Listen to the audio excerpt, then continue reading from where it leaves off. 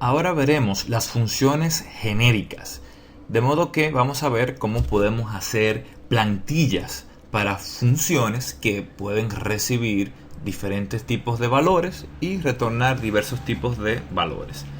Imagínense ustedes que yo quiero hacer algo tan sencillo como sumar, pero esa función sumar yo la quiero aplicar a enteros.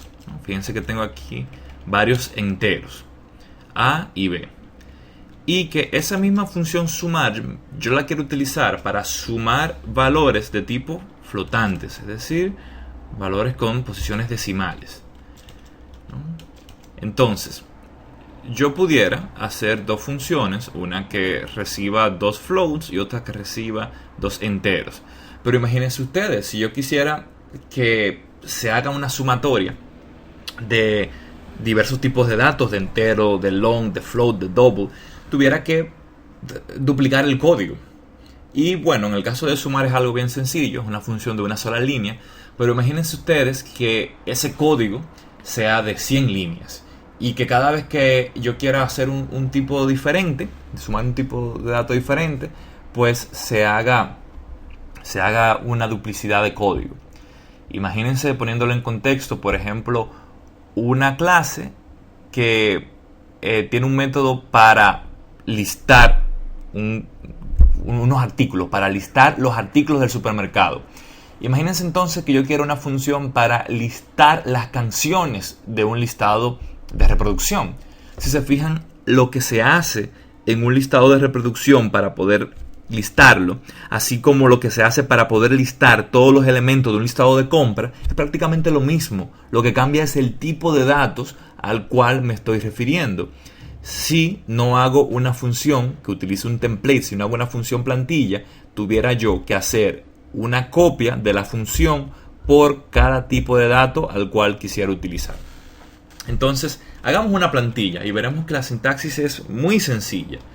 Vamos a decir que vamos a hacer una plantilla, por eso decimos template. Ya saben que template significa plantilla en inglés. Y vamos a decir que en esa plantilla que voy a definir vamos a poner un nombre de un tipo de datos y llamémosle X, ¿no? Puedo ponerle cualquier nombre. Entonces vamos a decir que esa función va a retornar ese tipo, ¿no? El tipo de datos X, que no está definido aún. Y vamos a decir que esa función se llama sumar y que va a recibir dos parámetros. Un parámetro que se llama primer parámetro es de tipo X, y un segundo parámetro que es de tipo X también, que se llama segundo. Entonces, fíjense lo que va a suceder aquí. Yo voy a decir que el cuerpo de esta función lo que va a hacer es retornar la sumatoria de primero más segundo. Pero en el momento en que yo llame a esa función y le pase como parámetro dos enteros, pues automáticamente C++, la tecnología C++ se dará cuenta que como le envié un entero, el tipo con el cual yo estoy trabajando es entero, y de modo que él cambiará en el tiempo del preprocesamiento esa X por un entero. Si le mando un float, pues entonces él automáticamente me define la función que se llama sumar, que retorna un float, que recibe un parámetro de tipo float que se llama primer y que recibe otro parámetro de tipo float que se llama segundo, ¿no? De modo es que nos está a nosotros permitiendo una reutilización del código, aunque claro, al final el preprocesador me hace varias funciones con diversos tipos, pero ya se hace de manera automatizada. No tengo yo que manualmente copiar el código de una función 2, 3, 4, 5, 6, 7 veces, ¿no? De modo que esto me da mucha facilidad. Veamos esto en la práctica, veamos esto ejecutándose. Ya tengo dos variables enteras y dos variables de tipo float. Imprimamos mediante cout la salida que nos está retornando la función sumar cuando le paso a estos dos enteros, A y B. Hago un salto de línea y luego vamos a hacer otra llamada a la función sumar, pero esta vez pasándole los floats que fueron definidos como C y D, ¿no? Hago énfasis en eso. Fíjense que en esta segunda llamada a sumar le paso dos floats. Y en la primera se hizo un pase de parámetros de dos enteros.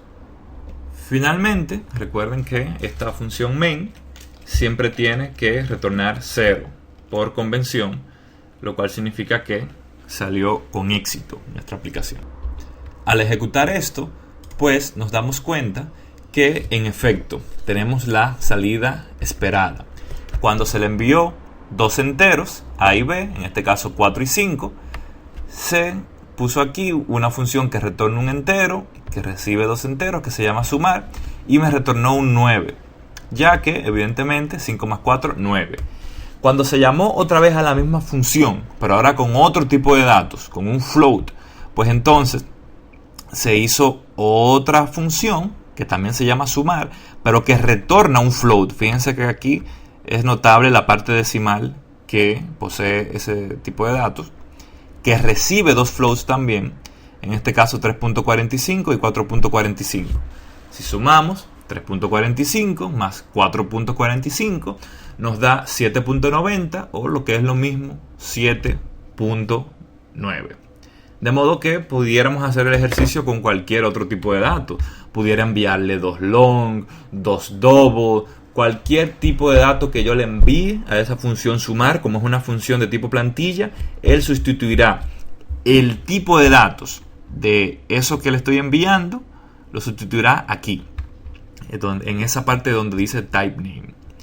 Ya para finalizar, lo último que queremos puntualizar es que, a pesar de que en esta parte nosotros pusimos type name para referirnos al tipo de datos que vamos a sustituir en la plantilla, se utiliza también el keyword class, y de hecho es tradicional utilizar la palabra class para referirse al tipo de datos al cual vamos a sustituir en esta plantilla.